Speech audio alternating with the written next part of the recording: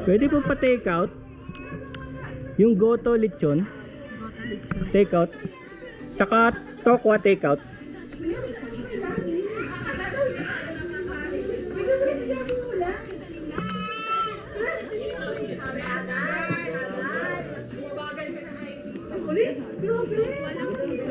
O tokwa lang take out, tsaka yung lechon goto.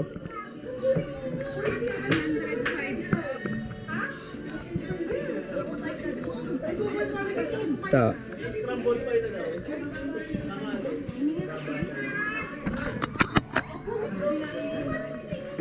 Thank you.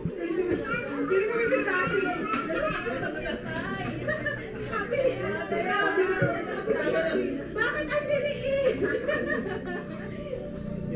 Ano yung giniling? 10 piso isang.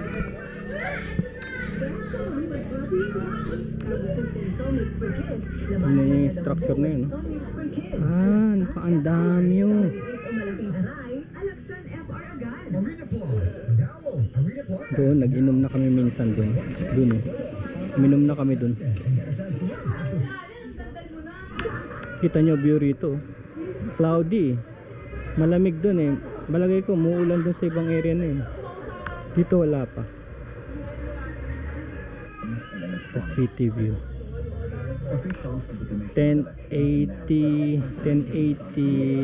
60 fps tayo. For the 2025 midterm election, the group particularly visited the Nero System Company Limited that manufactures the machine. The Nero System Company Limited won the contract to supply 110,000 election machines, which has a timeline up until December 2024 to deliver it to the Philippines. I'm Edwin for News. Ano ngayon eh?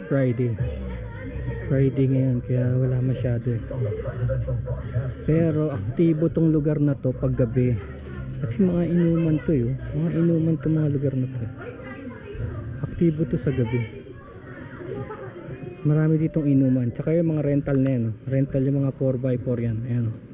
Pwede kayo mag-rental dito nasa ano yun eh. Siguro pag off-peak yan, nasa 500 lang.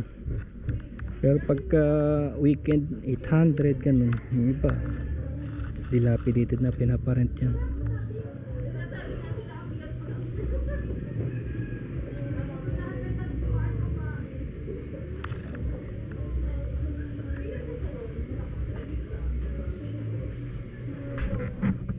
So yan, tingnan natin kung itong coverage na itong 4K na to at saka 1080 na to ay swabe.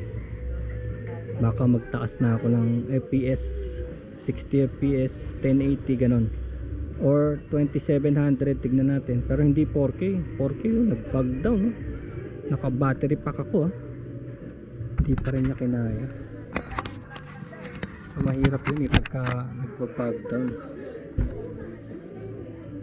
Mahirap kasi nun, daldal ka ng daldal, sarado na pala yung camera, kakainis.